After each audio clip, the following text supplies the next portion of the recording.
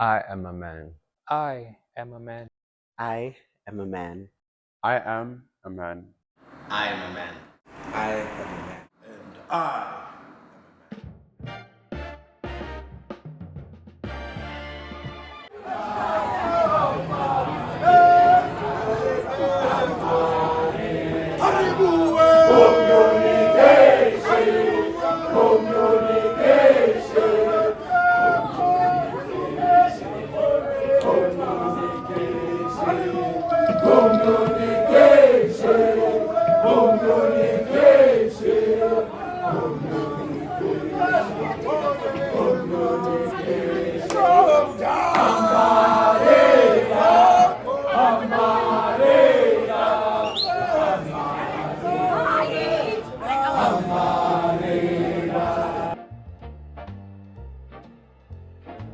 My name is Rendani Baloyi, a second year BA law student at the University of Witwatersrand under the Faculty of Humanities.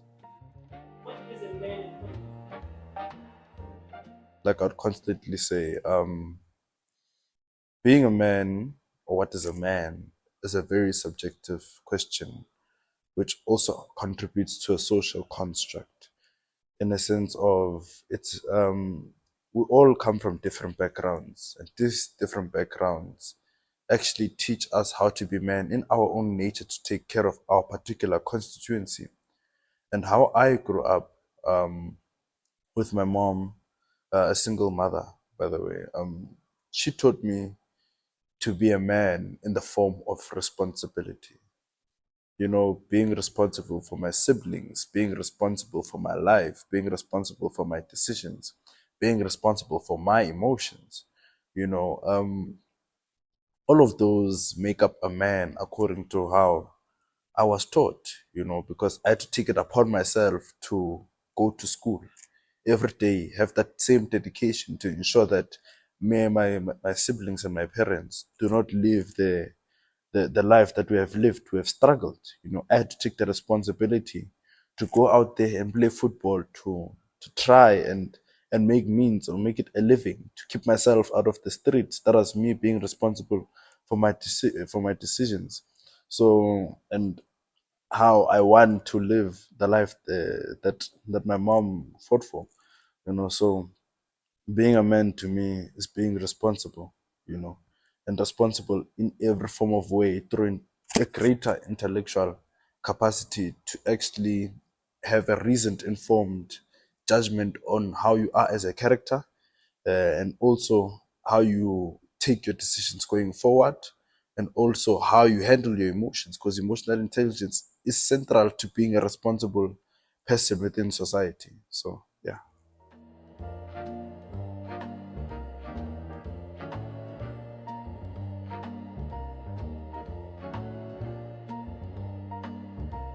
Okay. um Childhood lessons that I'm learning is a toxic masculinity construct, which is solely defined by bringing down other men to uplift yourself. You know, the way I was brought up as a child was that you need to bring down other people in order to uplift yourself. You know, because I was brought down through forms of colorism. You know, I used to be darker than other children. I used to be slightly not very attractive to other children. So people often used to bring me down to uplift themselves. And then in grade 8, when the time came for me to just grow up a bit, I tend to resort to the way I was brought up, you know, and then I unlearned that pattern as I grew up to say that a real man doesn't need to deject others in order to uplift themselves, but rather he must uplift others by uplifting himself as well, you know, by simultaneously encouraging other people to be a better version of themselves, to to also bring up other people when they're down, to also emotionally comfort other men, to also emotionally be there for other men. You know, that's how I unlearned that pattern, and that's how I relearned that pattern, you know, to show that anger is not a reasonable justification for you to be heard. You know, you can be heard through simply talking. because I also come from a pattern and a society where even my emotions weren't heard. So relearning that shouting, screaming is not a reasonable justification for you to state that you're unheard, but rather speaking properly, coherently, and actually articulating the message properly so that in order for people to hear you and your emotions and your struggles, I think that's the pattern I'm really learning now, which is central to growing, to becoming a person of emotional intelligence.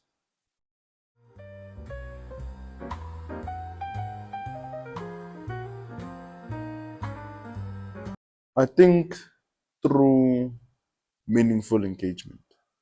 Meaningful engagement, not just within myself, but with other men in society to learn about the different parts that these other men have, and trying to just fuse them into all one bulb to ensure that a healthy society is created by rejecting all societal expectations and norms and standards that are set by society.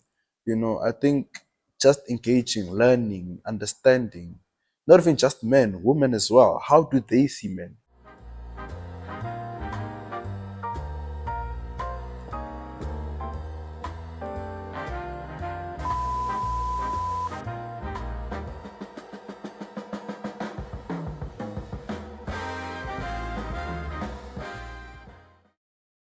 The essential question we should be asking in our society is that what is manhood? Because manhood to me might not be manhood to you, and the way society views manhood and the way I exercise my manhood is by engaging in healthy practices, by partaking in sports as well. You know, sports builds a lot of character for a person to show that every time that you're knocked down, you can rise up again. That character then crystallizes into your general life to show that with whatever obstacle or trial that you face, you don't have to bring yourself down. Try by all means to bring yourself up, up, up, and again, because you will fall down many times. So that's how I kind of exercise my manhood through sports, you know, and also meaningfully engaging with other men, trying to figure out the experiences that they go through, trying to understand where they come from, trying to understand their emotions and all of these things, and once you have a whole caucus of men in a room sharing their experiences, you might know and might understand that we all have a similar pain, and that similar pain is often underlooked. So exercising manhood to me is also understanding other men. It's also talking to other men. It's also engaging with other men. It can be through a couple of beers, can be through a plate of meat. It can be through smoking. Having all different forms of men in society come together, and what brings them together. And you must realize that there's a lot of bleeding men in society. So that exercise of meaningful engagement actually allows me to understand all men, to say that we are all men, to consolidate, to unite, and to be stronger together.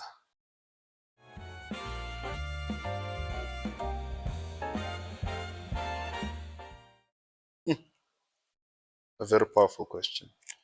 Uh, Law and politics. It helped me understand how women are marginalized in the space. How women need to occupy more spaces of leadership in in both distinctive fields because they are kind of interrelated in a sense through the executive and judiciary, everything, so the judiciary holds the executive accountable. And one disparity that I notice is that most women views are not taken into account. We have less women in leadership, you know and I find that bad because I feel like women are the epitome of what it means to work hard. Women are the epitome of what it means to actually go out there and fight. And we need such personalities in positions of leadership, especially empathetic leadership, which is what we lack in our society.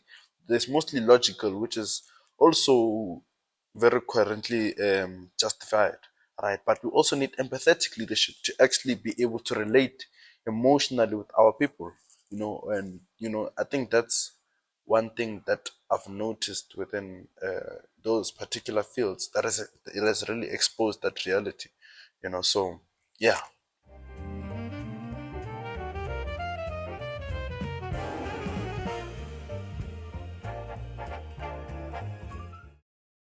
I'll be honest with you. Growing up, there was no such thing as mental health. We don't really engage this thing as mental health. As we're taught that if you're crying or suffering, talk to a person, go to church, read the Bible, and pray. And still up to date, that is the same practice that keeps me probably sane, you know.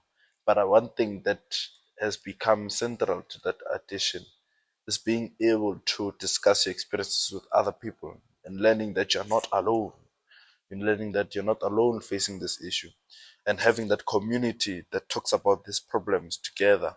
You'll be able to learn and understand how to deal with this problem, because central to understanding a problem within your mind and your emotions, you must also understand what the problem is and how it came about, and how what practices we're engaging in before this problem, and that you can find through a trend or a pattern through engaging with other people, a community of some sort. So that is what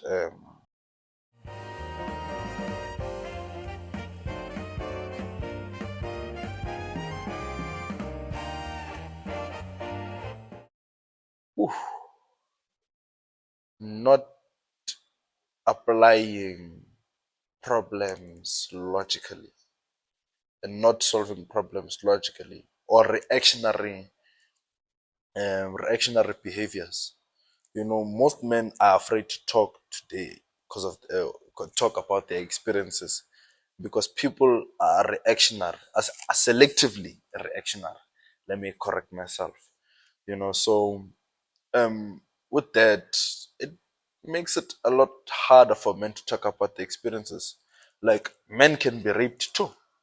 you know, as a man that can be raped, will you be able to talk about and be taken serious?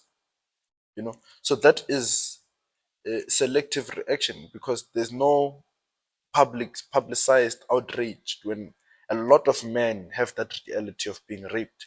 A lot of men are not conscious that they are raped, and that becomes very deliberate and distorted to make a rape narrative one problem, and understand that women are really marginalized in the space, and you must also protect them.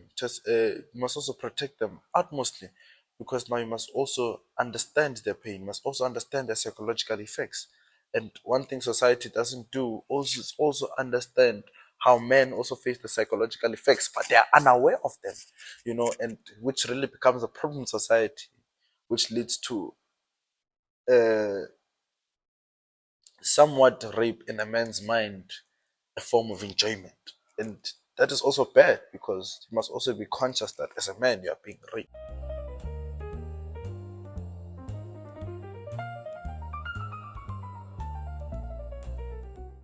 Hmm. Through distractions such as exploring, traveling, also exercising, also listening to music, also praying, reading the Bible, going to church. These are all socio constructs that are able to kind of help me coherently keep me probably sane. Also going out, having a drink, having a smoke, all of these things, or a balance of these things, no excessive intake of these things that lead to just all combobulation of combination. It's called, sorry, combination of these aspects leading to one person's sane mental health. Yes.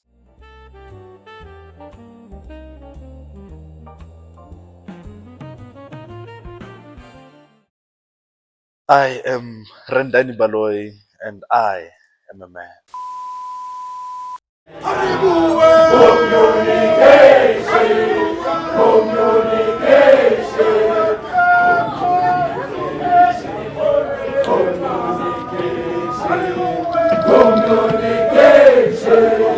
Om